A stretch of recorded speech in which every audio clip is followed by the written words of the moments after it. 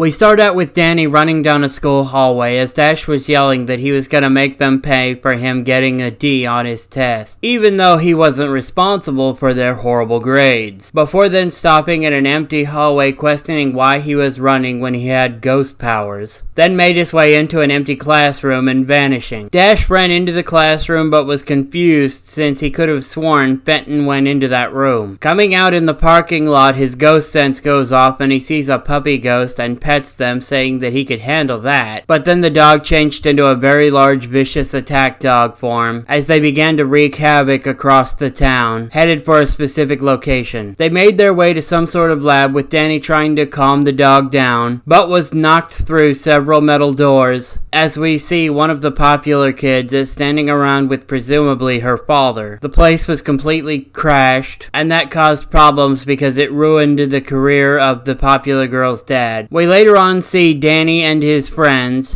going along on electric scooters, seeing that the girl, which they'd called Valerie, was having a yard sale to try to clean up space for the much smaller place that they were going to move to. Unlike in the show, both Tucker and Danny offer to help, Danny because he felt bad for not stopping the ghost dog, and Tucker hoping to catch Valerie on the rebound. Danny's ghost sense goes off as he set something down into the moving truck before the ghost dog showed up again, but this time Danny was ready. Ducking behind the truck, he changed into his ghost form and went straight for the Fenton thermos, capturing it before it could do any more damage and flying away, though they did still break one of the dressers. We later on see the popular kids basically kicking Valerie out of their group for not being rich anymore, and Danny makes a remark about how pathetic that was. Paulina says that even the losers think she's a loser, but Danny then corrects them, saying that they are the ones that are pathetic. If they dump a so-called friend just for not being rich anymore, then that's shallow and sad. Dash gets mad and stands up, demanding to know if Danny just called them shallow, to which our hero responds, "I could stand in a puddle of you and not get my feet wet," angering the quarterback as he charged at Danny, though our half-ghost hybrid's eyes flashed green again, making Dash back up, remembering what happened the last time that